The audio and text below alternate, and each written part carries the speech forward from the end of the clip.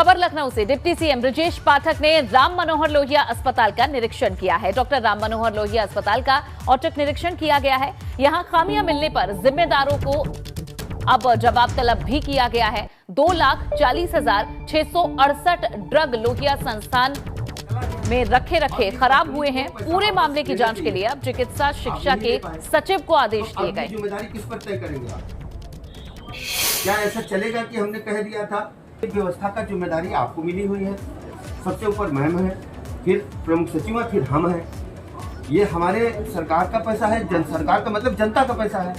इसका हम यूज नहीं कर पाए, गरीब को भी नहीं दे पाए, पैसा चला गया। और ये कंपनी को पैसा वापस लेना चाहिए था, आप नहीं ले पाए। तो अब ये जिम्मेदारी किस पर तय करेंगे आप? क्या ऐसा चलेगा कि हमने कह दिया था?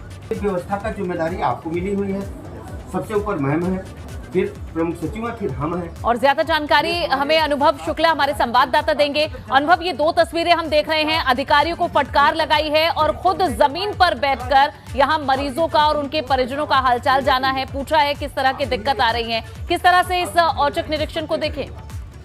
देखिए, बिल्कुल लगातार उप मुख्यमंत्री ब्रजेश पाठक, जिनको स्वास्थ्य विभाग की भी जिम्मेदारी दी गई है, वो लगातार इसी तरीके से हमका औचक निरीक्षण कर रहे हैं, छापा मार रहे हैं, अलग अलग अस्पतालों में जा रहे हैं। आज इसी कड़ी में वो पहुंचे थे डॉक्टर राम मनोहर लोहिया आयुर्विज्ञान संस्थान जो है लखनऊ में, वहां पहुंचे थे और कई सारी खामियां मिली।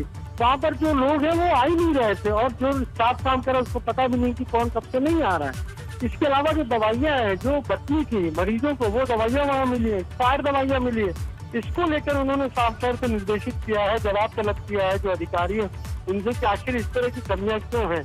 साथ ही साथ कुछ और भी कमियां उन्हें नजर आई हैं। वहां पर जो तीमारदार थे, कुछ मरीज थे, वो भी जमीन पर बैठे हुए थे। तो उप मुख्यमंत्री ब्रजेश पाठक भी जमीन पर बैठ गए, उनका हाल चाल जाना, उनसे पूछा क्या कमियां हैं, कहाँ दिक्कतें हो रही हैं, दवाई मिल रही है या नहीं मिल रही है।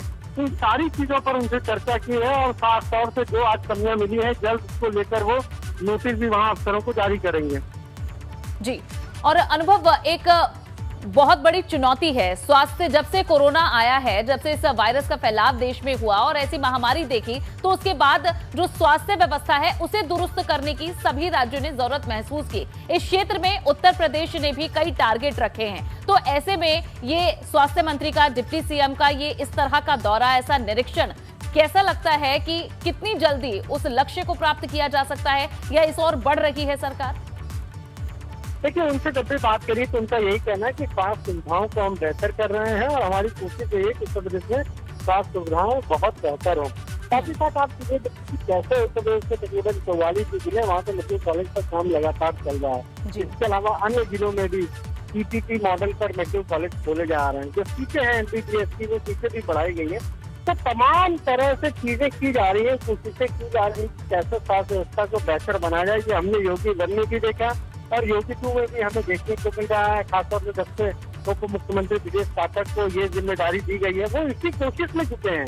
और कई बार तो हमने ये देखा कि वो अपनी व्यक्तिगत गाड़ी से चले जाते हैं, ड्राइव करते हुए चले जाते हैं, अस्पताल में मरीज बनकर पहुंचते हैं, अपना पर्चा बनवाते हैं और हर एक चीज को जांचते हैं। यानी जो एक आम मरीज को जो तकलीफ होती है, खुद वो भी कोशिश करते हैं कि क्या दिक्कतें हो रही है, उसे जांचने की, उसे समझने की कोशिश करते हैं। और इसीलिए बहुत सारे अस्पतालों में जो लोग हैं, कर्मचारी, अधिकारी, उनको उन्होंने नोटिस भी जारी किया है। साफ तौर पर उनका यही कहना है कि सब लोग अगर ठीक ढंग से काम करें और मरीज को ये एहसास कराएं कि वो अस्पताल नहीं बल्कि अपने घर में ही आए हैं, तो मरीज तो आधा वहीं से ठीक हो जाएगा। बिल्कुल ठीक। अनुभव, शुक्रिया इस पूरी जानकारी के लिए।